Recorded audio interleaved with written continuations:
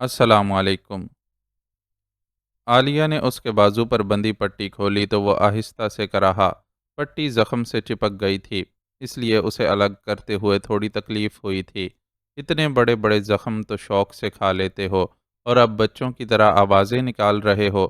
عالیہ نے ڈپٹنے کے انداز میں کہا تو وہ ہنس دیا اور بولا، زخم میں شوقیہ نہیں لگواتا ہوں، بس یہ تو وہ تمغے ہیں جو میرے حب وطن کا ثبوت بن کر دشمن کے ہاتھوں خود ہی میرے جسم پر سج جاتے ہیں۔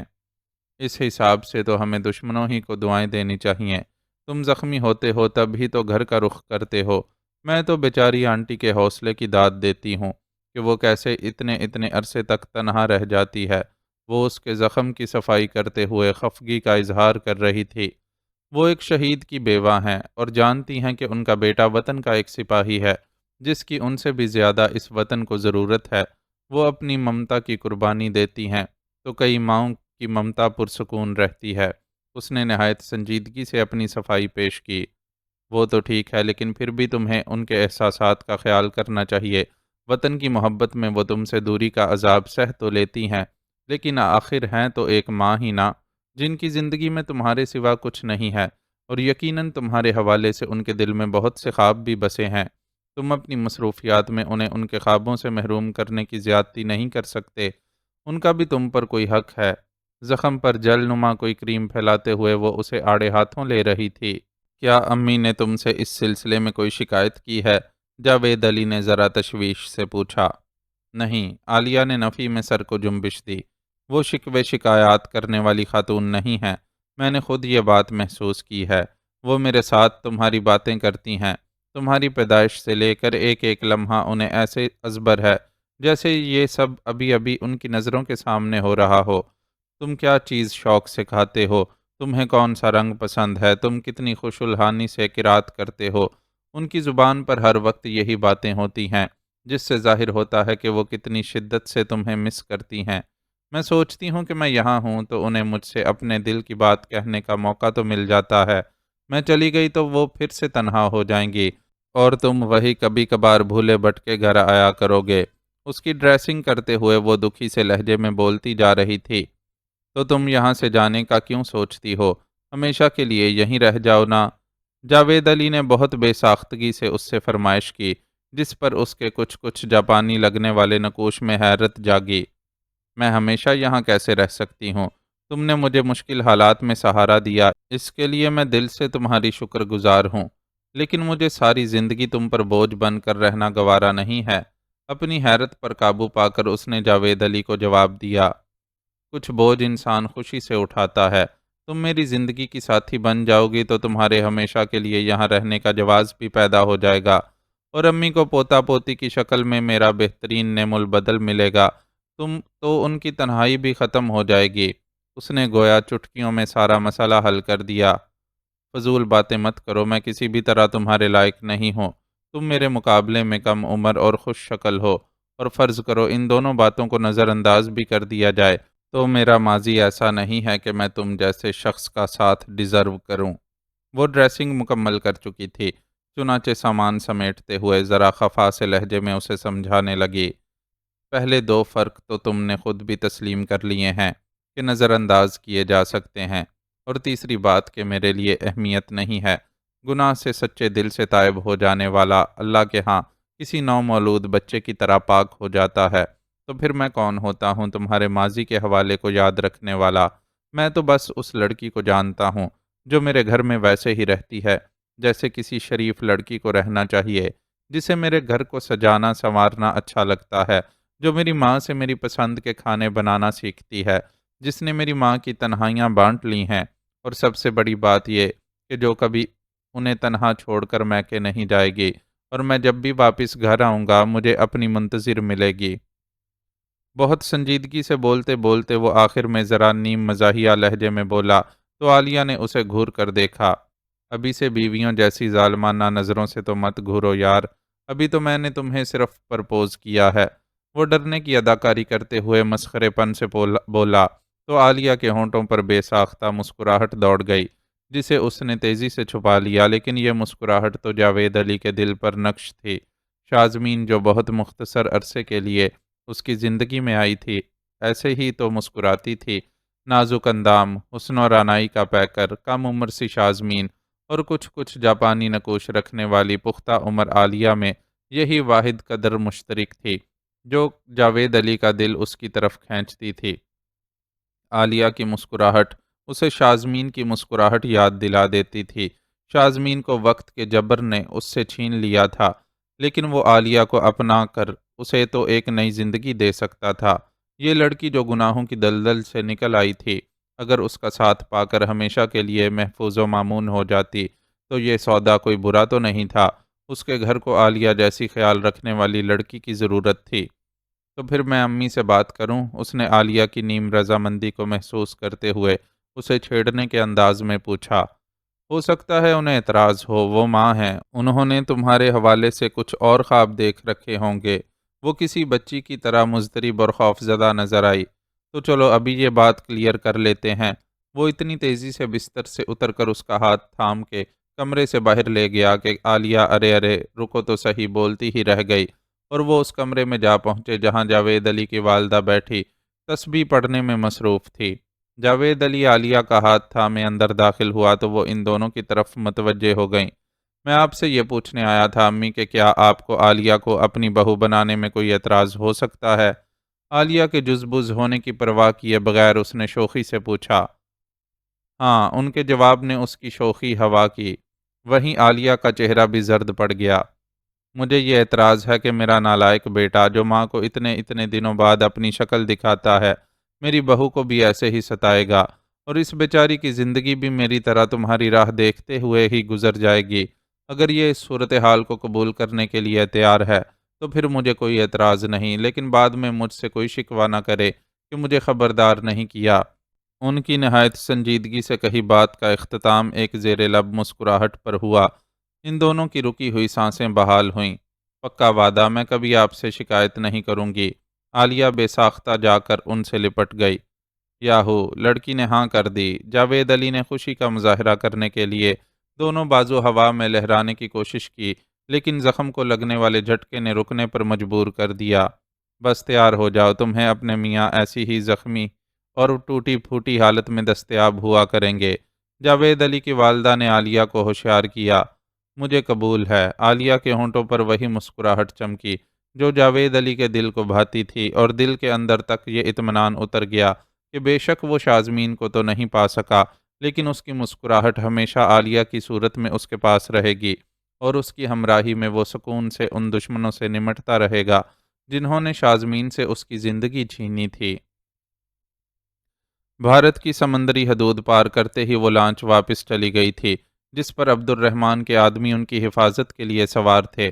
اب تک کوئی غیر معمولی واقعہ پیش نہیں آیا تھا، اس لیے وہ لوگ بھی خاصی حد تک پرسکون ہو گئے تھے، اور سکون کے احساس نے ان کی آنکھوں میں نیند کا خمار اتار دیا تھا۔ ایک ایک کر کے وہ سب ہی سوتے چلے گئے، پھر دوبارہ آنکھ ایک زبردست جھٹکے سے کھلی۔ ہر ایک ہڑبڑا کر نیند سے جاگا۔ نیند صبح نمودار ہونے لگی تھی، اور رات کی تاریکی میں سیاہ لگنے والے سمندر نے بھی ہلکے سرمئی رنگ کی چادر اوڑھ لی تھی۔ دور افق پر پھوٹتی سورج کی کرنوں نے چاندی میں نہائے پرندے حصول رزق کے لیے نکل کھڑے ہوئے تھے۔ وہ ادھر ایک لانچ ہے، اس پر سے لانچر فائر ہوا ہے۔ ہمارا لانچ بال بال بچا ہے۔ بوڑھے رنگھاوا نے انگلی سے اشارہ کرتے ہوئے ایک لانچ کی طرف اشارہ کیا۔ لانچ خاصے فاصلے پر تھی، لیکن اندازہ کیا جا سکتا تھا کہ اس پر ان کے دشمن ہی سوار ہیں۔ ان سب نے تیزی سے ہتھیار سنبھال لیے۔ رنگھاوا اپنے خاندان کے مردوں کو بھی ہدایات دینے لگا۔ شہریار نے ٹیلیسکوپ رائفل ہاتھ میں سنبھال کر پوزیشن لی اور اس لانچ کی طرف دیکھنے لگا۔ بظاہر وہ ماہی گیری کے لیے استعمال ہونے والی ایک عام لانچ تھی، لیکن اسے اس پر موجود مسلح افراد نظر آ رہے تھے۔ ایک شخص پر اسے بھٹنا گر کا شبہ ہوا تھا، لیکن اتنی دور سے نقوش واضح نہیں تھے۔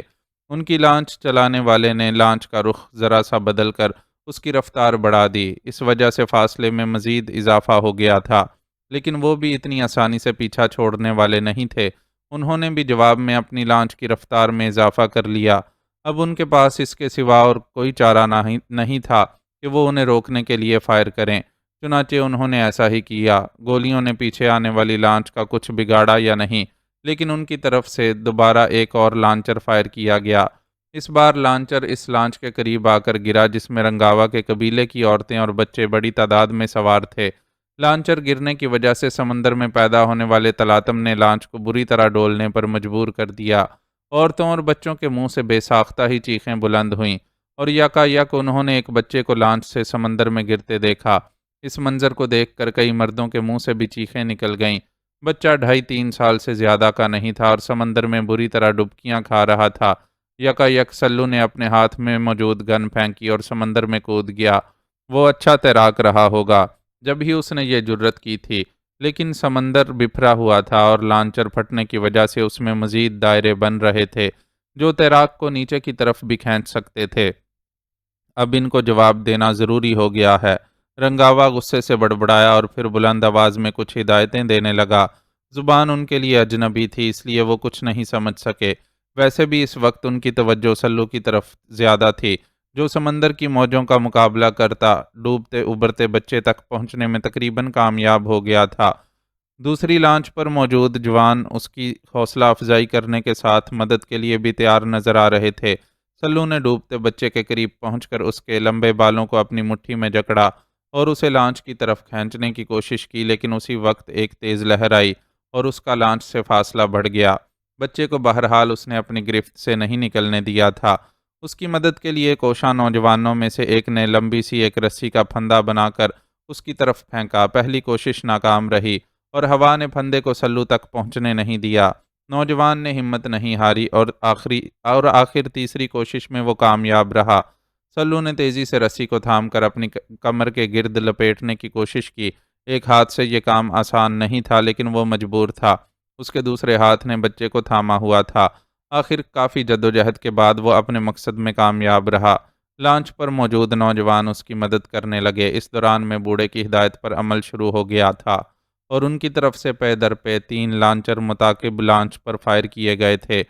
2 لانچر تو لانچ کے دائیں بائیں جا کر گرے، جبکہ تیسرے نے لانچ کے اگلے حصے کو نشانہ بنایا۔ یہ وار کارگر ثابت ہوا اور پیچھے آنے والی لانچ الٹ گئی۔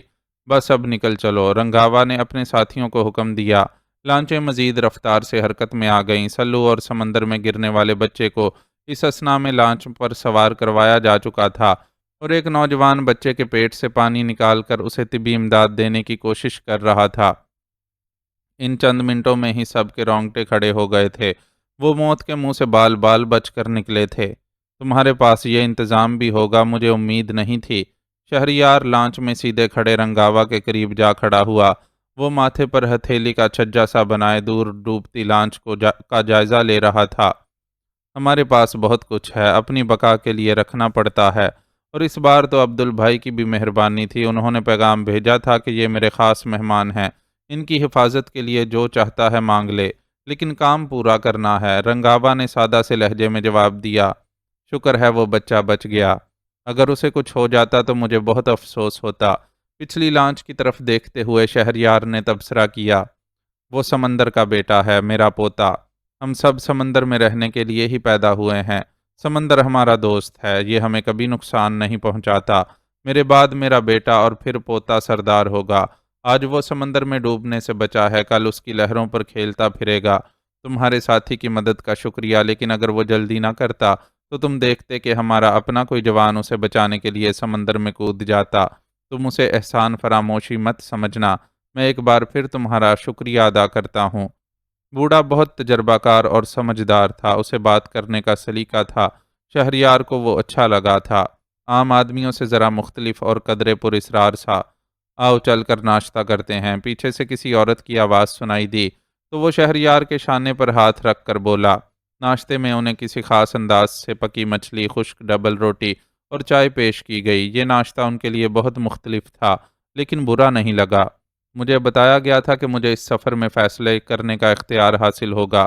ناشتے کے بعد شہریار نے بوڑھے سے ایک بار پھر گفتگو کا آغاز کیا۔ ہاں، اس نے مختصر جواب دیا، ہم دبئی نہیں جانا چاہتے، اس لیے تمہیں اپنے سفر کی سمت تبدیل کرنی ہوگی۔ شہریار نے اپنا مطالبہ پیش کیا۔ کس طرف جانا ہے؟ بوڑھے نے بغیر کسی بحث کے اس سے دریافت کیا۔ یہ میں تمہیں تھوڑی دیر میں بتاؤں گا، اس سے پہلے تم مجھے ریڈیو تک لے چلو۔ ٹھیک ہے آؤ۔ اس نے اس بار بھی اعتراض نہیں کیا اور اسے اپنے ساتھ ریڈیو روم تک لے گیا۔ شہریار نے ذیشان کی بتائی ہوئی فریکوینسی ملا کر اس پر رابطہ کیا اور دوسری طرف سے ضروری معاملات طے کرتا رہا۔ اس کام سے فارغ ہو کر اس نے بوڑھے کو اپنے سفر کی سمت بتائی۔ ٹھیک ہے، لیکن کیا تم ضروری سمجھتے ہو کہ میرے قبیلے کی دوسری دونوں لانچیں بھی ہمارے ساتھ ہوں؟ بوڑھے نے اس سے دریافت کیا۔ نہیں، وہ اپنے معمول کے راستے پر جا سکتے ہیں۔ شہریار نے اسے اجازت دی۔ اسے ویسے بھی اس خیال سے وحشت ہو رہی تھی کہ معصوم بچے اور عورتیں ان کے ساتھ نشانہ بن جائیں۔ بچے کے لانچ سے گرنے کا منظر اس کے ذہن سے نہیں نکل رہا تھا۔ اس لانچ میں موجود عورتوں اور بچوں کو بھی دوسری لانچوں میں بھیج دو، اس نے بوڑھے سے مطالبہ کیا، جس کو اس نے منظور کر لیا۔ منتقلی کے اس عمل میں کچھ دیر کے لیے ان کا سفر رکا اور پھر لانچیں مخالف سمتوں میں روانہ ہو گئیں۔ کچھ دیر تک وہ ایک دوسرے کو نظر آتے رہے، پھر دھندلاہٹ غالب آ گئی۔ اب ان کے پاس حد نگاہ پھیلے سمندر کو دیکھنے یا ایک دوسرے سے لا یعنی باتیں کرنے کے سوا کوئی کام نہیں تھا۔ وہ اب بھی اندر سے ڈرے ہوئے تھے کہ پھر گھیرے جائیں گے، لیکن فی الحال کوئی نظر نہیں آ رہا تھا۔ پھر یکا یک موسم میں تبدیلی ہونے لگی۔ آسمان جس پر پہلے چند ایک ہی بادل کے ٹکڑے نظر آ رہے تھے، یکا یک سیاہ بادلوں سے ڈھک گیا اور سورج کی کرنیں ان تک پہنچنے میں ناکام ہونے لگیں۔ شاید بارش ہونے والی ہے، شہریار نے اندازہ لگایا۔ نہیں، بوڑھے نے اس کی تردید کی۔ طوفان آنے والا ہے۔ اس کے پراسرار لہجے میں کیے گئے اس اعلان نے سب کے رونگٹے کھڑے کر دیے۔ ان میں سے کوئی بھی سمندر میں سفر کا تجربہ نہیں رکھتا تھا، اور کہاں ایک لانچ میں کھلے طوفان کا سامنا کرنا۔ اسی وقت ایک دوسری افتاد ٹوٹی جب کنٹرول روم میں ڈیوٹی دیتے شخص نے بوڑھے کو آ کر بتایا، ہماری لانچ کو گھیرنے کی کوشش کی جا رہی ہے۔ میرے اندازے کے مطابق یہ 3 بڑی لانچیں ہیں۔ اس خبر کو سن کر انہیں اندازہ ہوا کہ ابھی تک ان کا پیچھا نہیں چھوڑا گیا۔ تاریکی بے تحاشا تھی۔ آسمان پوری طرح بادلوں سے گھر چکا تھا، اور یہ بادل اتنے دبیز تھے کہ سورج کی کرنوں کو ان سے گزر کر نیچے آنے کا موقع نہیں مل رہا تھا۔ دن میں ہی رات، اور وہ بھی بہت گہری سیاہ رات کا سماں پیدا ہو گیا تھا، اور ساتھ ہی یہ ہولناک خبر بھی ان تک پہنچ گئی تھی کہ ان کی لانچ کو 3 اطراف سے گھیرا جا چکا ہے۔ وہ سب اپنی اپنی جگہ ساکت منتظر تھے کہ اندھیرے سے کیا ظہور میں آتا ہے۔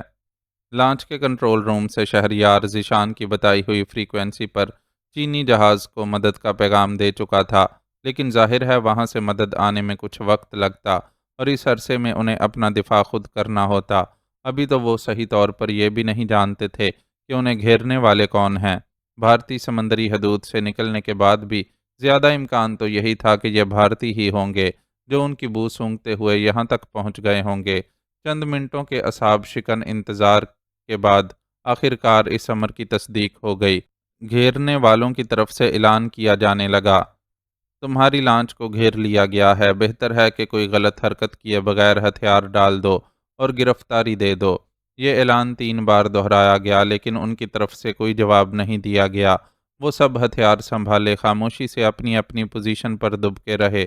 ان کی لانچ پر موجود افراد میں سے عائشہ اور ڈاکٹر فرحان لڑنے بھڑنے والے لوگ نہیں تھے، لیکن انہوں نے بھی ہلکے ہتھیار سنبھال لیے تھے۔ عائشہ اور ڈاکٹر فرحان دونوں ہی شہریار کی پشت پر تھے۔ آپ دونوں کو تیرنا آتا ہے؟ کسی خیال کے تحت شہریار نے سرگوشی میں ان دونوں سے دریافت کیا۔ سوئمنگ پول کی حد تک تجربہ ہے، سمندر میں تیرنے کا کبھی اتفاق نہیں ہوا، عائشہ نے جواب دیا۔ مجھے تیراکی آتی ہے، البتہ اپنے اسٹیمنا کے بارے میں یقین سے کچھ نہیں کہہ سکتا۔ ڈاکٹر فرحان کا جواب بھی زیادہ حوصلہ افزا نہیں تھا۔ ظاہر ہے اتنے برس راہ کی قید میں گزارنے کے بعد وہ جو اپنی اصل عمر سے کہیں زیادہ عمر رسیدہ لگنے لگے تھے، اپنے اسٹیمنا کے بارے میں کیسے یقین سے کچھ کہہ سکتے تھے۔ چلیں کوئی بات نہیں، اللہ مدد کرے گا، میں نے ایسے ہی احتیاطاً آپ سے پوچھ لیا تھا۔ شہریار نے انہیں تسلی دی اور اگلے اعلان کی طرف متوجہ ہو گیا۔ اعلان کرنے والا لانچ کے مالک سے مخاطب تھا، رنگھاوا، ہماری تم سے کوئی دشمنی نہیں ہے، اپنی لانچ پر موجود ہمارے دشمنوں کو ہمارے حوالے کر دو، ہم تمہیں اور تمہارے قبیلے والوں کو جانے دیں گے۔ اب شبے کی کوئی گنجائش نہیں رہی تھی کہ وہ راہ والے تھے جو ایک بار چوٹ کھانے کے بعد دوبارہ پہلے سے زیادہ تیاری کے ساتھ ان کے پیچھے آئے تھے۔ شہریار نے خود سے ذرا آگے کھڑے رنگاوا کی طرف دیکھا۔ تاریکی میں بوڑھا اسے بس ایک سائے کی طرح ہی نظر آ رہا تھا، ایک ایسا سایہ جو بالکل سیدھا اور ساکت کھڑا ہوا تھا۔ لانچ والوں کی طرف سے اعلان ہونے پر بھی اس سائے میں چند سیکنڈ تک کوئی حرکت نہیں ہوئی۔ وہ اپنی زبان سے زور سے کچھ بولا، رد عمل میں اس کے قبیلے کے دو نوجوانوں نے اعلان کرنے والی لانچ کی طرف بیک وقت دو راکٹ لانچر فائر کیے۔ اندھیرے کے باوجود انہوں نے صرف آواز سے سمت کا تعین کر کے حیرت انگیز نشانہ لیا تھا۔ پل بھر میں ہی وہ لانچ آگ کا گولا بن گئی۔ جلتی ہوئی لانچ کی روشنی نے ان پر منظر کو کسی قدر واضح کر دیا اور انہیں تباہ ہونے والی لانچ کے علاوہ وہ دونوں لانچیں بھی دکھائی دے گئیں، جن میں سے ایک دائیں پہلو پر اور دوسری عقب میں موجود تھی۔ دونوں لانچوں پر موجود افراد اپنی لانچ کو نشانہ بنتے دیکھ کر طیش میں آ گئے اور ان کی لانچ کی سمت بے تحاشا فائرنگ کی جانے لگی۔ جواب میں انہوں نے بھی فائرنگ شروع کر دی۔ فائرنگ کی آوازوں سے فضا گونج اٹھی۔ دونوں طرف سے بھاری ہتھیاروں کا بے دریغ استعمال کیا جا رہا تھا۔ گولیاں سائیں سائیں کی آوازوں کے ساتھ ان کے سروں کے اوپر سے گزر رہی تھیں۔ کچھ اندازہ نہیں تھا کہ کس کا کتنا نقصان ہو رہا ہے۔ سمندر کی سرکش لہروں نے جلتی ہوئی لانچ کی باقیات کو بہت تیزی سے تتر بتر کر دیا تھا، اس لیے روشنی غائب ہو چکی تھی۔ راہ والوں کو ان پر ایک فوقیت حاصل تھی کہ وہ جنگی مقاصد کے لیے استعمال ہونے والی لانچوں پر سوار تھے، جبکہ وہ اسلحے سمیت دیگر بہت سی اہم اشیاء سے لیس ہونے کے باوجود ایک عام لانچ پر سوار تھے۔ شہریار اور اس کے ساتھیوں کے پاس تو بلٹ پروف جیکٹس بھی تھیں، جو انہوں نے لانچ پر سوار ہونے سے قبل ہی حسین کی کھلی پیشکش کے نتیجے میں اسلحے کے ساتھ حاصل کر لی تھیں۔ لانچ میں کئی سوراخ ہو گئے تھے اور پانی اندر آ رہا تھا۔ رنگاوا کے آدمیوں میں سے کسی نے یہ خوفناک اطلاع سنائی۔ لانچ میں پانی آنے کا مطلب تھا کہ لانچ کچھ دیر میں ڈوب جاتی اور ساتھ ہی انہیں بھی لے ڈوبتی۔ تم اور تمہارے ساتھی لائف جیکٹس پہن لو۔ لانچ پر 5-6 لائف جیکٹس موجود ہیں۔ خبر سن کر سراسیمہ ہونے کی بجائے بوڑھے رنگاوا نے پرسکون لہجے میں شہریار کے قریب آ کر کہا، تمہارے ساتھیوں کا کیا ہوگا؟ صرف 5-6 لائف جیکٹس کی موجودگی کی اطلاع سن کر شہریار نے بے اختیار ہی پوچھا۔ ان کی اس گفتگو کے دوران بھی فائرنگ کا تبادلہ جاری تھا، اس لیے انہیں قدرے بلند آواز میں گفتگو کرنی پڑ رہی تھی۔ ہم سمندر کی لہروں پر کھیل کود کر پلے ہیں، ہمیں سمندر کچھ نہیں کہتا۔ یہ چند لائف جیکٹس بھی بس اس لیے پڑی ہیں کہ مشکل وقت میں کمزور عورتوں یا بچوں کے کام آ سکیں۔ رنگاوا نے بے نیازی سے جواب دیا اور پھر اپنے کسی آدمی کو لائف جیکٹس لانے کا حکم دینے کے بعد ایک بار پھر شہریار کی طرف متوجہ ہوا۔ ہمارے پاس ایک لانچر بچا ہے، لانچ ڈوب گئی تو بیکار ہو جائے گا، کہو تو اسے بھی فائر کر کے ایک اور لانچ کا کام تمام کرنے کی کوشش کرتے ہیں۔ شہریار اس سوال کا جواب بس بات میں ہی دے سکتا تھا۔ اسے نہیں معلوم تھا کہ وہ اپنے ساتھیوں کے ساتھ زندہ سلامت اس مصیبت سے نکل سکے گا یا نہیں، لیکن بھارتی جتنی بڑی تعداد میں جہنم رسید ہوتے، اسے اتنی ہی خوشی ہوتی۔ ویسے حیرت انگیز بات یہ تھی کہ بھارتیوں کی طرف سے کوئی لانچر یا میزائل فائر نہیں کیا گیا تھا، حالانکہ ان کے لیے یہ زیادہ آسان تھا۔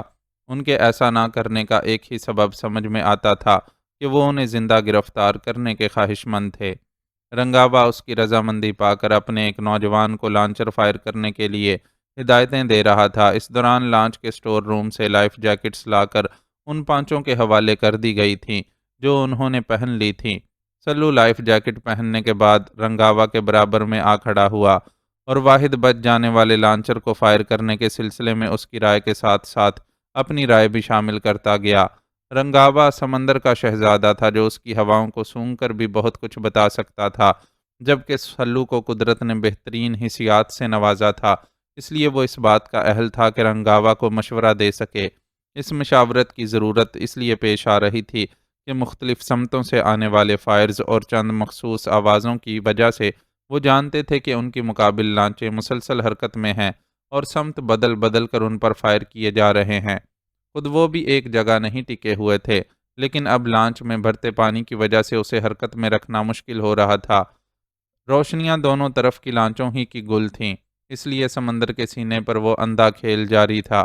بہرحال سلو اور رنگھاوا کی مشاورت اختتام کو پہنچی اور رنگھاوا کے آدمی کی جگہ لانچر چلانے کی ذمہ داری خود سلو نے سنبھال لی۔ لانچر فائر کرنے سے پہلے اس نے زیر لب کچھ پڑھا اور فائر کر دیا۔ یہ دیکھ کر ان سب نے ایک فلک شگاف نعرہ مارا کہ سلو اپنے مقصد میں ناکام نہیں رہا اور ایک لانچ مزید نشانہ بن چکی ہے۔ اب ہمیں سمندر میں چھلانگ لگا دینی چاہیے۔ لانچ ڈوبنے میں اب زیادہ دیر نہیں لگے گی اور جب یہ ڈوبے گی تو اطراف کی بہت سی چیزوں کو اپنے ساتھ لے کر ڈوبے گی، اس لیے اچھا ہے کہ ہم پہلے ہی اس سے دور ہٹ جائیں۔ رنگاوا نے انہیں اطلاع دی تو وہ سب تیزی سے حرکت میں آ گئے اور ایک ایک کر کے سمندر میں چھلانگ لگانے لگے۔ کلام تیراکی جانتا تھا، لیکن پچھلے دنوں ٹانگ میں لگنے والی گولی نے اسے جو نقصان پہنچایا تھا، علاج ہو جانے کے باوجود اس کا مکمل ازالہ نہیں ہو سکا تھا اور خدشہ تھا کہ اسے تیرنے میں دشواری پیش آئے گی۔ لہٰذا لائف جیکٹ کی موجودگی کے باوجود رنگاوا کے ایک آدمی کو اس کے آس پاس رہنے کی ہدایت کر دی گئی۔ ڈاکٹر فرحان کے ساتھ خود شہریار تھا، جبکہ سلو کو عائشہ کے آس پاس رہنا تھا۔ کھلے سمندر میں چھلانگ لگاتے ہوئے وہ جھجک رہی تھی۔ سلو نے اس کا ہاتھ تھاما اور زبردستی اپنے ساتھ لے کر کود گیا۔ بھارتی خود اپنی لانچ کی تباہی کی وجہ سے افراتفری کا شکار تھے۔ لانچر کا نشانہ بننے والی لانچ پوری طرح تباہ نہیں ہوئی تھی اور اس سے لائف بوٹس سمندر میں اتاری جا رہی تھیں۔ تیسری لانچ چکر لگاتے ہوئے ذرا فاصلے پر چلی گئی تھی اور اسے پلٹ کر ان تک واپس آنے میں کچھ وقت لگتا، اس لیے اس مہلت کا فائدہ اٹھاتے ہوئے وہ تیزی سے سمندر میں چھلانگ لگا رہے تھے۔ چھلانگ لگانے کے بعد بھی ان کے لیے حالات غیر یقینی ہی تھے۔ کھلے سمندر میں وہ فرار ہو کر کہاں جا سکتے تھے؟ بس ایک امید تھی کہ چینی ان کی مدد کے لیے پہنچ جائیں گے، لیکن ان کی آمد کے بھی فی الحال آثار نظر نہیں آ رہے تھے۔ آخرکار وہی ہوا جس کا خطرہ تھا۔ بچ جانے والی بھارتیوں کی لانچ پلٹ کر واپس آ گئی اور لائف بوٹس نے بھی ان کے گرد گھیرا ڈالنا شروع کر دیا۔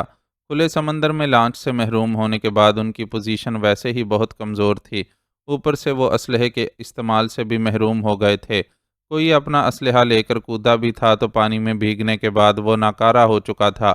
بھارتیوں نے ان کی پوزیشن بھانپ لی تھی اور اب لانچ سے ان پر طاقتور سرچ لائٹوں کی روشنی پھینکی جا رہی تھی۔ تھوڑی دیر پہلے بالکل تاریکی میں ڈوبا ماحول روشن ہو گیا تھا۔ موت ان کے گرد چکر لگا رہی تھی۔ تم سب ہمارے نشانوں کی زد پر ہو اور تمہاری بہتری اسی میں ہے کہ خاموشی سے گرفتاری دے دو۔ بچ جانے والی لانچ سے ہونے والا یہ اعلان خود بھٹناگر کر رہا تھا، وہ اسے پہچان چکے تھے۔ اگر تمہیں یقین نہیں ہے تو میں ثبوت بھی دے سکتا ہوں۔ اعلان کے بعد چند سیکنڈ کا بھی انتظار کیے بغیر بھٹناگر نے صفاق لہجے میں کہا، اور اس کے الفاظ ختم ہونے تک لانچ پر سے فائرنگ شروع ہو گئی۔ اس فائرنگ کا نشانہ رنگاوا کے دو ساتھیوں کو بنایا گیا۔ دونوں نوجوانوں کی بھیانک چیخیں فضا میں گونجیں تو سب کے اعصاب جھنجھنا اٹھے۔ کھلے سمندر میں دشمن کی گولیوں کے آگے نہتے وہ سوائے مرنے کے کچھ نہیں کر سکتے تھے۔ چنانچہ شہریار کو وہ فیصلہ کرنا پڑا جو مصلحت کا تقاضا تھا۔ زندگی بچ جاتی تو بچاؤ کے دوسرے راستے تلاش کیے جا سکتے تھے۔ ہم گرفتاری دینے کے لیے تیار ہیں۔ تمہاری طرف سے اب کوئی گولی نہیں چلنی چاہیے، اس نے بلند آواز میں کہا۔ ٹھیک ہے، لانچ کی طرف آ جاؤ۔ کسی نے گڑبڑ کی تو اپنی موت کا خود ذمہ دار ہوگا، بھٹناگر نے اسپاٹ لہجے میں حکم دیا۔ وہ سب اس کے حکم کی تعمیل میں لانچ کی طرف بڑھنے لگے۔ لانچ کے علاوہ لائف بوٹس سے بھی ان کی نگرانی کی جا رہی تھی۔ تھوڑی دیر میں انہیں لانچ پر چڑھانے کا کام مکمل کر لیا گیا۔ رنگھاوا، تو اپنے آدمیوں کے ساتھ ایک طرف کھڑا ہو جا، بوڑھے رنگھاوا کو حقارت بھرے انداز میں حکم دیا گیا، جس کی اس نے خاموشی سے تعمیل کی، لیکن اس کے چہرے کے تاثرات اور چال کی تمکنت سے ظاہر تھا کہ وہ اس صورتحال سے رتی برابر بھی خوف زدہ نہیں ہے۔ اس کے اپنے ساتھیوں سمیت ایک طرف ہو جانے کے باعث شہریار اور اس کے ساتھی خود بخود ہی ایک طرف ہو گئے۔ دونوں گروہوں کی اس تقسیم کے بعد بھٹناگر لانچ کے کیبن سے برآمد ہوا۔ اس کے ماتھے پر بینڈیج تھی جو زیادہ پرانی نہیں لگتی تھی۔ ظاہر تھا کہ بھٹناگر کو ان کے تعاقب میں ہی کوئی نئی چوٹ لگی ہے۔ شاید یہ چوٹ اس وقت لگی تھی جب پہلی بار سمندر میں ان کا آپس میں ٹکراؤ ہوا تھا اور رنگاوا کی طرف سے چلائے گئے راکٹ لانچر نے بھارتی لانچ کو الٹ دیا تھا۔ اس وقت شہریار کو اس لانچ پر بھٹناگر کی موجودگی کا گمان ہوا تھا۔ تو آخر میں نے تمہیں ڈھونڈ ہی نکالا۔ بھٹناگر قدم قدم چلتا سلو کے مقابل آ کھڑا ہوا اور اس کی آنکھوں میں جھانکتے ہوئے طنز سے بولا، عموماً آدمی اپنی موت کے تعاقب میں خود ہی جاتا ہے۔ سلو نے اسی کے لہجے میں دو بدو جواب دیا، ہماری بلی ہم ہی کو میاؤں۔ اس کے جواب پر بھٹناگر زور سے کہا مار کر ہنسا، تم بھول رہے ہو، تم مجھے اپنا شیر کہا کرتے تھے۔ سلو نے اسے یاد دہانی کروائی، چلو یوں ہی صحیح، لیکن تمہیں بھی یاد ہوگا کہ شیر کو سارے گر سکھانے والی بلی کو اس کی خالہ کا درجہ حاصل ہے۔ بھٹناگر جیسے اس سے گفتگو کا لطف اٹھا رہا تھا۔ تم کچھ بھی کہو، شیر کی حکمرانی مسلم ہے اور شیر ہی بادشاہ ہوتا ہے۔ سلو کیوں پیچھے رہتا؟ مزہ آ گیا، تو سچ مچ آج بھی میرا وہی جیدار ہیرو ہے جس کو میں اپنی سب سے شاندار تخلیق کہتا تھا۔ پر جانے تو راہ سے کیسے بھٹک گیا اور ان لوگوں کے ساتھ جا ملا جنہوں نے کبھی تیری پرواہ نہیں کی۔ بٹناگر بہت ہلکے پھلکے لہجے میں سلو سے گفتگو کر رہا تھا، لیکن اس کی آنکھوں میں جانچ لینے والی گہرائی تھی۔ تخلیق میں تیری نہیں، اپنے رب کی ہوں جسے تو نے بھٹکانے کی کوشش کی تھی، لیکن اپنی تمام تر مکاری کے باوجود تو میری جڑوں کو اکھاڑنے میں ناکام رہا، اور آج پھر میں اسی مٹی کا وفادار ہوں جس مٹی سے میرا خمیر اٹھا ہے۔ سلو کا لہجہ بادلوں کی گھن گرج لیے ہوئے تھا، اور برستے بادل کے شور کے باوجود اس کی آواز واضح سنائی دے رہی تھی۔ تیری تو بڑی زبردست برین واشنگ ہوئی ہے ہیرو، پر کوئی بات نہیں، اب تو میرے پاس آ گیا ہے نا، تو میں سب ٹھیک کر دوں گا، تیرا علاج ہے میرے پاس۔ بٹناگر بھی کمال ضبط سے کام لے رہا تھا، اور ابھی تک اس کے لہجے میں غصہ نہیں جھلکا تھا۔ تو نے جو غلاظت میرے ذہن میں بھر دی تھی، اس کا واش ہو جانا ہی بہتر تھا، اور یاد رکھ کہ اب تو پہلے کی طرح مجھے میرے لوگوں کے خلاف نہیں بھڑکا سکتا۔ کیا ہوا جو انہوں نے میری پرواہ نہیں کی، لیکن تم لوگوں کی طرح مجھے اپنا اعلی کار بھی تو نہیں بنایا۔ یہ تو تم تھے جو میرے ہاتھوں میرے اپنوں ہی کو مروانا چاہتے تھے، اور جب تمہیں لگا کہ میں تمہارے کام کا نہیں رہا تو میری زندگی بھی چھیننے کی کوشش شروع کر دی۔ سلو کے پاس اس کی ہر بات کا جواب تھا۔ اس بار بٹناگر نے اسے جواب میں کچھ کہنا ضروری نہیں سمجھا اور اپنے آدمیوں کی طرف متوجہ ہو گیا۔ ان سب کو باندھ کر نیچے ڈال دو، اور ہاں، ڈاکٹر صاحب کا خاص خیال رکھنا، یہ بڑے بے ایمان ہیں، ہم نے اتنے برسوں ان کی خاطر کی اور یہ اپنوں کی شکل دیکھتے ہی فوراً بھاگ نکلے، اب بھاگنے کی کوشش کریں تو بے شک گولی مار دینا۔ اس نے احکامات جاری کیے اور پھر رنگاوا اور اس کے ساتھیوں کے مقابل جا کھڑا ہوا۔ تجھے میں نے جاں بخشی کی آفر کی تھی رنگاوا، لیکن تیری سمجھ میں نہیں آئی، اب تو اس کا نتیجہ بھگت۔ تجھے بڑا مان ہے نا کہ تو سمندر کا بیٹا ہے، تو چل میں تیری اور تیرے ان سب ساتھیوں کی سمندر میں ہی قبر بنا دیتا ہوں۔ اس نے یکدم ہی اپنے ہولسٹر سے ریوالور نکال کر ان کی طرف تان لیا۔ نہیں، تم ان لوگوں کو گولی نہیں مار سکتے۔ شہریار نے اتنی تیزی سے حرکت کی اور بٹناگر کے ریوالور کے سامنے سینہ تان کر جا کھڑا ہوا کہ انہیں ہتھیاروں کے حصار میں لیے کھڑے سپاہیوں کو اسے روکنے کا موقع بھی نہیں مل سکا۔ اسی وقت ایک اور غیر متوقع واقعہ پیش آیا۔ ان کی لانچ کے اوپر ایک ہیلی کاپٹر چکر کاٹنے لگا، اور دور کہیں سے اعلان کیا جانے لگا کہ لانچ والے ہتھیار ڈال دیں کیونکہ انہیں گھیرے میں لیا جا چکا ہے۔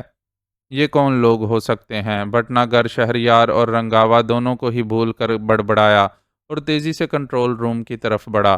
اس کے سپاہی جو ان سب کو اپنے نشانے پر لیے کھڑے تھے اور بھی زیادہ چوکس نظر آنے لگے۔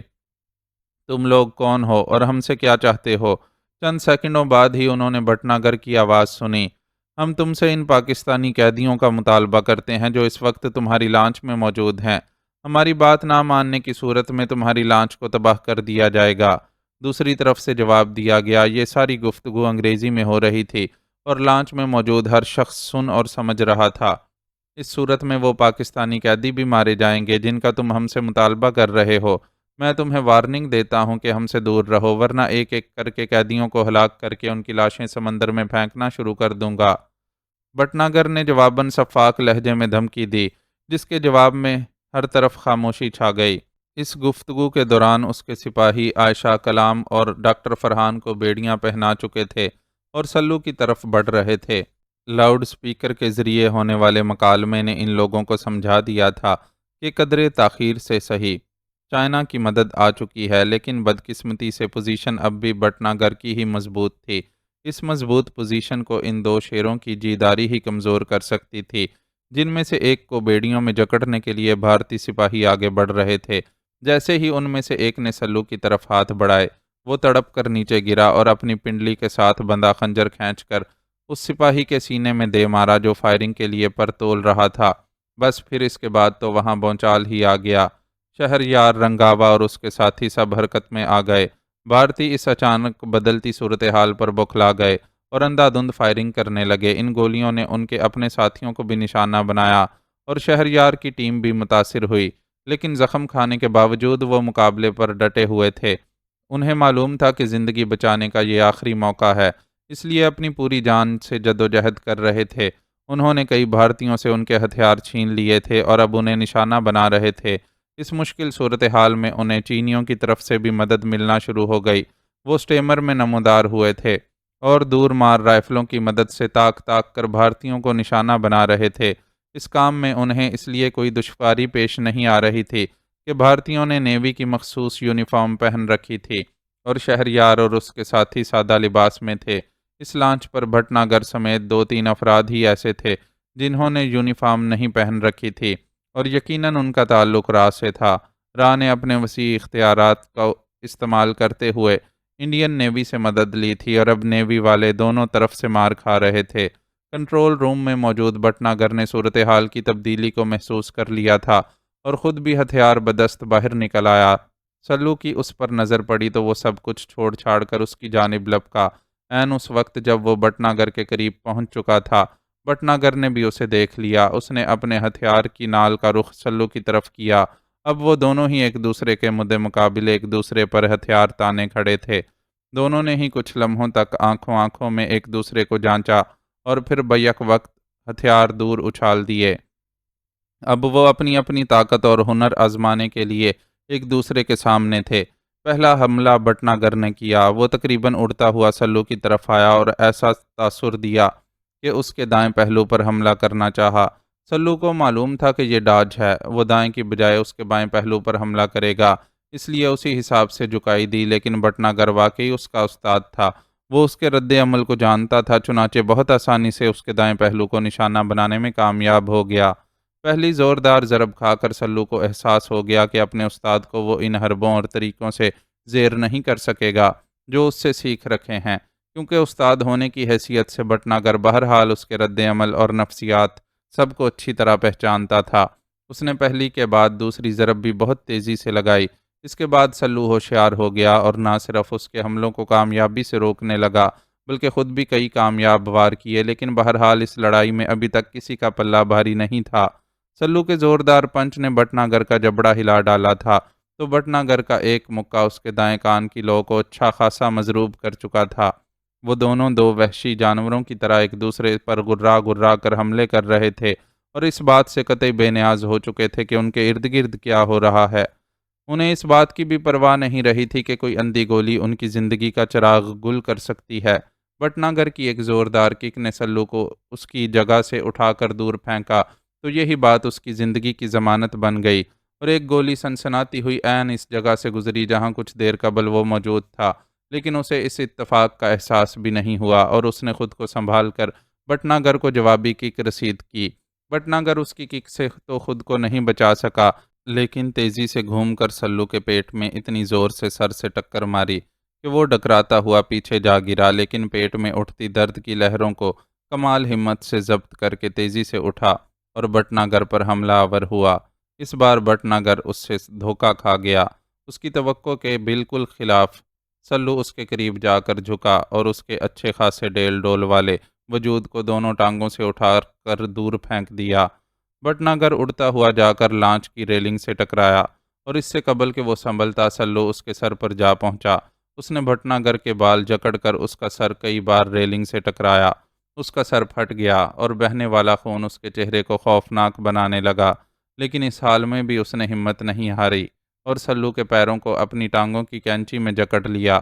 یہ داؤ ایسا تھا جس سے سلو خود کو نکال نہیں پا رہا تھا، لیکن اس نے بھی بھٹناگر کو معاف نہ کرنے کا تہیہ کر لیا تھا، اس لیے کسی جونک کی طرح اس کی جان سے چمٹا ہوا تھا اور اپنے آزاد ہاتھوں کا استعمال کرتے ہوئے مسلسل اسے نشانہ بنا رہا تھا۔ بھٹناگر نے دونوں ہاتھوں سے ریلنگ تھام کر خود کو سہارا دیا تھا، اس لیے وہ ہاتھوں کا استعمال نہیں کر پا رہا تھا۔ سلو نے پے در پے اس کی کلائیوں کو نشانہ بنانا شروع کر دیا۔ کھڑی ہتھیلیوں کے وار ایسے تھے کہ بھٹناگر کی کلائیوں کی ہڈیاں چٹک جاتیں، لیکن وہ بھی کوئی کم نہیں تھا۔ اپنی ٹانگوں کی کینچی میں سلو کے پیروں کو اس طرح جکڑتا جا رہا تھا کہ اس کی ہڈیاں ٹوٹنے کے قریب ہو گئی تھیں۔ بے پناہ اذیت سہتے ہوئے سلو نے اپنے سر کی ایک زوردار ٹکر بھٹناگر کی ناک پر رسید کی۔ کلائیاں مجروح ہونے کی وجہ سے ریلنگ پر اس کی گرفت ویسے ہی ختم ہو گئی تھی۔ ناک پر اس جان لیوا ضرب نے اس کا خود پر سے کنٹرول مزید ختم کر دیا اور وہ الٹ کر سمندر میں جا گرا۔ اس کی ٹانگوں کی کینچی میں جکڑا سلو بھی اس کے ساتھ ہی سمندر میں پہنچا۔ یہ بڑی عجیب صورتحال تھی۔ پانی میں گرنے کے باوجود بٹناگر کے پیروں کی گرفت اس پر کمزور نہیں ہوئی تھی۔ البتہ سلو نے اتنا محسوس کر لیا کہ سمندر میں گر کر ذرا اسے ہاتھ پیر مارنے کے بعد بٹناگر کی جدوجہد ختم ہو گئی تھی، اور خود اس کا یہ حال تھا کہ ٹانگیں جکڑی ہونے کے باعث وہ خود بھی پوری طرح جدوجہد کرنے سے محروم تھا۔ اسے نہیں معلوم تھا کہ بٹناگر بے ہوش ہے یا ہلاک ہو گیا ہے، لیکن اتنا جانتا تھا کہ دونوں صورتوں کے باوجود وہ اس کے داؤ سے خود کو آزاد نہیں کر سکتا جب تک کوئی دوسرا فرد اس کی مدد کرے۔ یہ بڑی خوفناک صورتحال تھی۔ بٹناگر سے بھرپور مقابلہ کر کے اسے تقریباً پچھاڑ دینے کے باوجود وہ اس کی گرفت میں تھا، اور کچھ بعید نہیں تھا کہ بٹناگر اپنے بھاری وجود کے ساتھ اسے لے کر سمندر کی گہرائیوں میں ڈبو دیتا۔ وہ اپنے جسم کو پوری طرح استعمال کرنے کے قابل نہ ہونے کے باعث آخر کب تک سمندر کی موجوں سے لڑ سکتا تھا، اور یہاں تو یہ حال تھا کہ اسے اپنے ساتھ ساتھ بٹناگر کے جسم کا بوجھ بھی اٹھانا تھا۔ پامردی سے اس صورتحال کا مقابلہ کرتے ہوئے وہ اپنی زندگی کی جنگ لڑتا رہا۔ لانچ پر لگتا تھا کہ صورتحال قابو میں آ گئی ہے اور چینی غالب آ چکے ہیں، کیونکہ فائرنگ کا سلسلہ اب تقریباً رک چکا تھا اور لانچ پر سے لوگوں کے بولنے اور چلنے پھرنے کی آوازیں سنائی دے رہی تھیں۔ ہیلپ! غلبے کا یقین ہونے پر اس نے بلند آواز میں مدد کے لیے پکارا۔ موجوں کے شور میں اس کی آواز کہاں تک پہنچی اسے یہ اندازہ لگانے کی مہلت نہیں ملی، کیونکہ اچانک ہی اٹھنے والی ایک موج نے بٹناگر سمیت اس کے وجود کو دور لے جا کر پٹخ دیا۔ اس اچانک افتاد پر وہ ذرا سا بکھلا گیا، لیکن یہ حواس کھونے کا وقت نہیں تھا، اس لیے تیزی سے خود کو سنبھال کر موجوں سے لڑنے لگا۔ اس کی کوشش تھی کہ لانچ سے اپنا فاصلہ کسی طرح کم کر سکے۔ اس جدوجہد کے دوران اس نے روشنی کی تیز شعاعیں سی اپنی طرف اٹھتے دیکھیں۔ اس نے غور کیا تو اندازہ ہوا کہ ایک لائف بوٹ اس کی طرف بڑھ رہی ہے۔ جوں جوں لائف بوٹ نزدیک آتی گئی، اس میں سوار افراد بھی واضح ہوتے گئے۔ لائف بوٹ پر 2 افراد سوار تھے، جن میں سے ایک کو اس نے شہریار کے طور پر شناخت کر لیا۔ اس کے ہاتھ میں طاقتور سرچ لائٹ تھی، اور وہ اسے مختلف سمتوں میں گھماتا وقفے وقفے سے اسے آوازیں بھی دیتا جا رہا تھا۔ اس کی آواز میں ایک تڑپ سی تھی۔ میں یہاں ہوں۔ سلو نے اپنے پھیپھڑوں کی پوری طاقت سے اسے اپنے بارے میں آگاہ کیا۔ اس کی آواز شہریار تک پہنچی یا نہیں، بہرحال وہ خود روشنی کے دائرے میں آ گیا۔ وہ لوگ لائف بوٹ کو اس کے نزدیک لے آئے اور پھر اسے بوٹ میں سوار کروانے کی کوشش کی جانے لگی۔ عام حالات میں سلو کے لیے مشکل نہ ہوتا کہ وہ بغیر کسی سہارے کے خود سے اوپر چڑھ جاتا، لیکن کسی عفریت کی طرح اس کی ٹانگوں سے لپٹی بٹناگر کی لاش نے اسے مشکل میں ڈال رکھا تھا۔ شہریار اور اس کے ساتھ موجود چینی سپاہی نے اسے بوٹ پر چڑھایا تو اس کی ہیئت قضائی پر حیران رہ گئے۔ یہ کیا ہے؟ شہریار نے حیرت سے اس سے پوچھا۔ یہ وہ کمبل ہے جسے میں تو چھوڑنا چاہتا ہوں، لیکن یہ مجھے نہیں چھوڑتا، سلو نے جواب دیا۔ وہ عجیب سی پوزیشن میں لانچ کی طرف بڑھتی لائف بوٹ پر پڑا ہوا تھا۔ یہ خود تو مر چکا ہے، پھر تم اس کی ٹانگوں سے اپنی ٹانگیں آزاد کیوں نہیں کروا پا رہے؟ شاید بٹناگر سلو کی لگائی گئی ضرب کی شدت کی وجہ سے بے ہوش ہو گیا تھا، اور پھر سمندر میں چہرہ غرق ہو جانے کے باعث زندگی کی بازی ہار بیٹھا تھا۔ لیکن بہرحال اس صورت میں بھی اس نے سلو کو گرفت میں لے رکھا تھا۔ اس نے جس داؤ میں مجھے پھنسایا ہے، اس سے میں تنہا خود کو آزاد نہیں کروا سکوں گا۔ تمہیں میری مدد کرنی پڑے گی، سلو نے ذرا پست آواز میں اسے آگاہ کیا۔ حقیقتاً بٹناگر سے مقابلہ کرنے میں اسے دانتوں پسینہ آ گیا تھا، اور پھر سمندر میں گزارے ہوئے وقت نے جسم کی رہی سہی توانائی بھی سلب کر لی تھی۔ جب تک حالات غیر یقینی تھے، وہ ہمت کا مظاہرہ کرتا رہا، لیکن اب محفوظ ہونے کے اطمینان نے اسے کچھ ڈھیلا کر دیا تھا۔ میں دیکھتا ہوں۔ شہریار اس کی اور بٹناگر کی الجھی ہوئی ٹانگوں کو پکڑ کر الگ کرنے کی کوشش کرنے لگا۔ نتیجے میں سلو کے منہ سے ایک زوردار سسکاری نکلی۔ اسی وقت چینی سپاہی نے چیخ کر انگریزی میں کچھ کہا، جس کا مفہوم یہ تھا کہ شہریار اس لاک کو توڑنے کی کوشش نہ کرے، ورنہ اس کے ساتھی کو نقصان پہنچ سکتا ہے۔ مجبوراً سلو کو اسی حالت میں سٹیمر پر سوار کروایا گیا۔ اس مقصد کے لیے شہریار اور سپاہی دونوں کو اس کی مدد کرنی پڑی۔ ان کے سوار ہوتے ہی سٹیمر حرکت میں آ گیا۔ یہ وہ وقت تھا جب آسمان پر چھائے ہوئے بادلوں نے چھٹنا شروع کر دیا اور تاریکی کی دبیز تہ ہلکی ہوتی جا رہی تھی۔ سٹیمر سے وہ بحری جہاز میں منتقل کیے گئے۔ اس وقت تک روشنی کافی بہتر ہو چکی تھی، اس لیے سلو نے دیکھ لیا کہ کلام زندہ حالت میں جہاز پر منتقل نہیں کیا جا رہا۔ یہ کلام، اس نے ادھورا سا سوال کیا۔ ہاں، کلام فائرنگ کی زد میں آ گیا۔ اس کی گردن میں گولی لگی تھی جو جان لیوا ثابت ہوئی۔ شہریار نے جواب دیا تو اس کے لہجے میں سخت کرب تھا۔ برسوں اپنے خاندان سے کٹ کر بھارت میں اپنے وطن کے لیے پیشہ ورانہ فرائض انجام دیتے کلام کے دل میں یقیناً یہ خوش کن خیال تھا کہ ان سب مصائب سے نمٹ کر ایک دن وہ اپنے گھر پہنچے گا اور گھر والوں کے درمیان رہ کر زندگی کی خوشیاں کشید کرے گا، لیکن وہ اپنی ساری حسرتیں دل میں ہی لیے اس دنیا سے ناتا توڑ گیا تھا۔ عائشہ کے بازو میں بھی گولی لگی ہے اور وہ خاصی خوف زدہ ہے۔ ڈاکٹر صاحب، اللہ کی مہربانی سے محفوظ رہے، اور ہمارے لیے خوشی کا مقام ہے کہ ہم نقصان اٹھانے کے باوجود مشن میں کامیاب ہو کر واپس لوٹ رہے ہیں۔ خاموشی کے چھوٹے سے وقفے کے بعد شہریار نے اسے باقی صورتحال سے بھی آگاہ کیا۔ سلو نے بلا تبصرہ اس کی ساری بات سنی۔ اصل میں وہ کلام کی موت کے صدمے کے زیر اثر تھا۔ مختصر عرصے کے ساتھ کے باوجود اسے اپنے اس ساتھی کی موت پر جھٹکا سا لگا تھا۔ آری کی مدد سے بٹنا گر کی ٹانگوں کو کاٹ کر تمہاری ٹانگوں سے الگ کیا جائے گا۔ یہاں موجود ایکسپرٹ کے مطابق اس کے سوا کوئی دوسرا طریقہ موجود نہیں ہے۔ ان کی جہاز میں منتقلی کے بعد کلام کی لاش سرد خانے میں پہنچا دی گئی۔ ڈاکٹر فرحان کو ایک اعلیٰ افسر اپنے ساتھ ایک کیبن میں لے گیا۔ شہریار کسی ذمہ دار سے گفتگو کرنے لگا اور سلو اور عائشہ کو اس بڑے سے حال میں منتقل کر دیا گیا جو جدید طبی سہولیات سے لیس چھوٹے موٹے ہسپتال کا نقشہ پیش کر رہا تھا۔ وہاں عائشہ کو تو فوری طبی امداد دی گئی اور اس کے بازو سے گولی نکالنے کا انتظام کیا جانے لگا۔ البتہ سلو کا کیس مختلف تھا، اس لیے اسے ایسے ہی ایک بیڈ پر لٹا دیا گیا۔ یہ ایک بیڈ بھی دراصل دو بیڈز کو ملا کر بنایا گیا تھا تاکہ بٹنا گر کو بھی فٹ کیا جا سکے۔ شہریار نے اسی ایمرجنسی ہسپتال میں سلو کو فیصلے سے آگاہ کیا تھا۔ ذرا دیر میں ایک ڈاکٹر برقیاری کے ساتھ وہاں آ پہنچا اور اپنا کام شروع کر دیا۔ سلو کی ٹانگ کو زخمی ہونے سے بچانے کے لیے اسے بہت احتیاط سے کام کرنا پڑ رہا تھا۔ تقریباً 35 منٹ میں اس نے اپنا کام مکمل کیا تو بٹنا گر کی دونوں ٹانگیں کئی حصوں میں تقسیم ہو چکی تھیں۔ ٹانگوں کے ان ٹکڑوں اور بٹنا گر کے اوپری دھڑ کو سمندر برد کیے جانے کا منظر سلو اور شہریار نے خود اپنی آنکھوں سے عرشے پر جا کر دیکھا۔ یہ وہ وقت تھا جب بادل مکمل طور پر چھٹ چکے تھے اور آسمان ایک بار پھر روشن اور صاف تھا۔ اس روشنی میں انہوں نے ایک دوسرے کی طرف دیکھا تو چہرے سمیت جسم کے کئی حصوں میں چھوٹے بڑے زخم نظر آئے۔ کچھ زخم ان کے دلوں پر بھی لگے تھے، لیکن یہ تو ہوتا ہی ہے، بڑے مقاصد کے حصول کے لیے قربانیاں بھی دینی پڑتی ہیں، اور یہ وقت کا ایک طے شدہ اصول ہے کہ وہ زخموں کو بھرتا ہوا آگے بڑھ جاتا ہے۔ میں نے تمہیں ایک خاص کام کے لیے بلایا ہے جگو۔ کام ایسا ہے جس میں تم جیسے جیدار بندے کا ساتھ ہی مناسب رہے گا، لیکن میری طرف سے تم پر کوئی زور زبردستی نہیں ہے۔ تم انکار کرنے کا پورا حق رکھتے ہو، میں بالکل بھی برا نہیں مانوں گا، اور اگر راضی ہو جاتے ہو تو تمہیں اس کام کا معقول معاوضہ دیا جائے گا۔ عمیر افندی نے اپنے سامنے مؤدب بیٹھے جگو سے یہ جملے کہے تو اس کے چہرے کی رنگت بتدریج متغیر ہوتی چلی گئی۔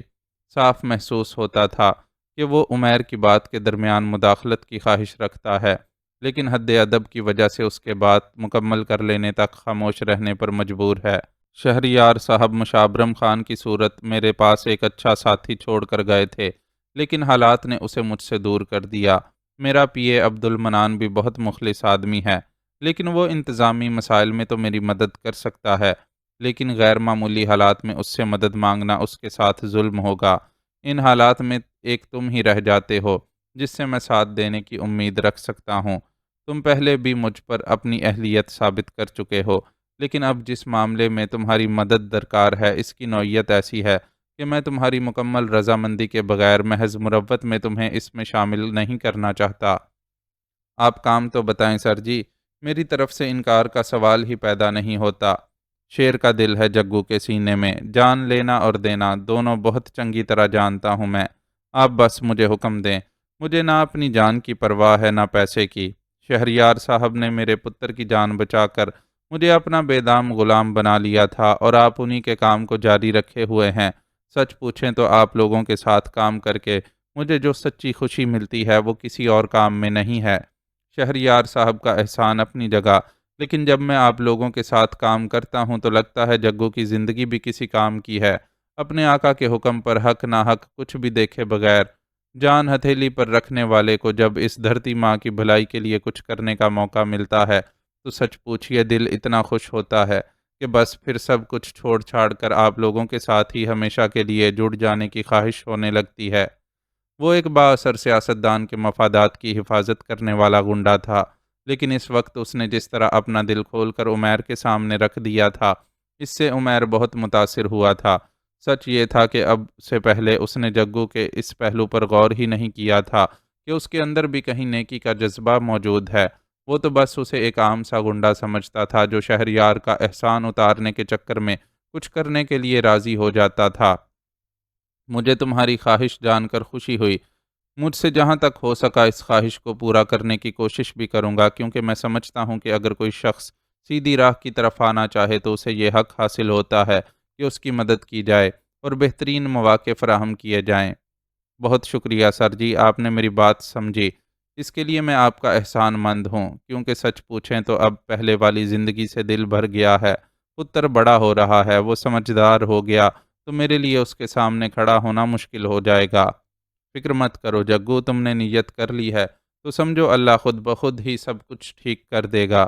عمیر نے اسے تسلی دی، پھر کچھ خیال آنے پر پوچھا، جگو تمہارا اصل نام تو نہیں ہوگا؟ جی سر، ماں پیو نے تو جہاں داد نام رکھا تھا، پتہ نہیں کیسے بگڑ کر جگو ہو گیا، اس نے بتایا۔ پھر بولا، میری چھوڑیے سر جی، آپ بتائیں کہ آپ نے کیسے یاد فرمایا؟ میں جنگل میں جانا چاہتا ہوں، چاندنی اور شاہد کے بیان بدل دینے سے مجھے سخت مایوسی ہوئی ہے۔ میں اس کیس میں چودھری کو گھیر کر اس سے دوسرے حقائق بھی اگلوانا چاہتا تھا، لیکن یہ امید اب دم توڑ گئی ہے اور میرے لیے ہاتھ پر ہاتھ دھر کر بیٹھنا ممکن نہیں ہے۔ تمہیں معلوم ہوگا کہ جنگل میں میرا کزن اظفر اپنے ساتھیوں سمیت پراسرار طور پر ہلاک ہو گیا تھا۔ وہ میرا سب سے عزیز دوست بھی اور جان سے پیارا بھائی بھی تھا۔ اس کی موت کا غم مجھے ایک پل سکون سے بیٹھنے نہیں دیتا اور میں جانتا ہوں کہ جب تک اس کے قاتلوں کو کیفر کردار تک نہیں پہنچاؤں گا مجھے سکون نہیں ملے گا۔ حالات کے تجزیے سے مجھ پر یہ بھی واضح ہو چکا ہے کہ اس کی موت کے پیچھے کوئی ایسا راز ہے جو جنگل میں ہی چھپا ہوا ہے، اور کچھ لوگ ہیں جو اس راز کی حفاظت کے لیے انسانی جانوں کی بھینٹ لینے سے بھی گریز نہیں کرتے۔ اظفر اور اس کے ساتھیوں سے پہلے بھی کچھ لوگ جنگل میں پراسرار طور پر مردہ پائے گئے ہیں، اور میں سمجھتا ہوں کہ ان کی موت کی بھی وہی وجہ تھی جو اظفر اور اس کے ساتھیوں کی زندگی ختم کرنے کا سبب بنی۔ مجھے وہ جگہ تلاش کرنی ہے اور اس کام کے لیے میں تمہارے ساتھ جنگل میں جا کر اپنے طور پر چھان بین کرنا چاہتا ہوں۔ عمیر نے اسے قدرے تفصیل سے اپنے مقصد سے آگاہ کیا۔ ٹھیک ہے، میں آپ کے ساتھ چلنے کے لیے تیار ہوں، لیکن میری سمجھ میں ایک بات نہیں آئی کہ آپ جنگل کے راز اور چودھری کو آپس میں کیوں جوڑ رہے ہیں؟ جگو جو اس کی بات غور سے سن رہا تھا نے سوال اٹھایا۔ اس کے پیچھے دو وجوہ ہیں۔ پہلی وجہ تو یہ ہے کہ جنگل کے ساتھ جو گاؤں دیہات متصل ہیں ان سب میں چودھری افتخار ہی سب سے بارسوخ وڈیرا ہے، اور جنگل میں کوئی بھی کارروائی کرنے والوں کے لیے اس کا آشیرواد لینا ضروری ہے۔ دوسری اس سے بھی بڑی اور اہم وجہ چودھری کے اس ملازم کے آخری الفاظ ہیں جو اظفر اور اس کے ساتھیوں کے ساتھ ہی ہلاک ہوا تھا۔ مرنے سے پہلے اس نے کچھ ایسے الفاظ ادا کیے تھے جن سے یہ اشارہ ملتا تھا کہ جنگل میں جو کچھ پیش آیا تھا اس میں چودھری کا ہاتھ تھا، یا کم سے کم بھی اس کا کوئی نہ کوئی تعلق ضرور تھا۔ اسی لیے پہلے میری کوشش تھی کہ کسی طرح چودھری کو گھیرے میں لیا جائے، لیکن اس مقصد میں کامیابی نہیں ہوئی۔ فی الحال وہ منظر سے بھی غائب ہے، اس لیے میں اس کا مزید انتظار کرنے کے بجائے جنگل کا ایک چکر لگا کر دیکھنا چاہتا ہوں۔ ساتھ لے جانے کے لیے تمہارا انتخاب کیا ہے، لیکن ساتھ ہی یہ بھی واضح کر رہا ہوں کہ اس کام میں جان کا خطرہ ہے۔ عمیر نے بہت وضاحت سے اسے جواب دیا۔ تو بس ٹھیک ہے، میں آپ کے ساتھ جانے کے لیے تیار ہوں۔ آپ یہ بتائیں کہ کب چلنا ہے؟ جگو نے اسے اپنا حتمی فیصلہ سنایا۔ ہم کل صبح چلیں گے، روانگی کے سلسلے میں کچھ تیاریاں رہتی ہیں اور میں انشاءاللہ رات تک مکمل تیاریاں کر لوں گا۔ تم اس دوران جا کر گھر والوں سے ملاقات کر کے آ جاؤ۔ مجھے معلوم ہے کہ تم لاہور سے سیدھے یہیں آئے ہو اور ابھی اپنے گھر بھی نہیں گئے۔ عمیر نے مسکرا کر اس کی طرف دیکھا تو اس کی آنکھیں چمک اٹھیں۔ اس جیسے آدمی کو یہ عزت اس آفس میں ہی ملتی تھی۔ پہلے شہریار تھا اور اب عمیر، بلاتے دونوں اپنے کام سے ہی تھے، لیکن عزت دے کر، جبکہ جس سیاستدان کی وہ ملازمت کرتا تھا وہ اس کے ساتھ غلاموں کا سا برتاؤ رکھتا تھا۔ چنانچہ اس کے مقابلے میں ان لوگوں کے لیے کام کر کے اسے ہمیشہ خوشی ہوتی تھی۔ معزز ناظرین و سامعین، لائک، کمنٹس اور شیئر ضرور کریں۔ شکریہ۔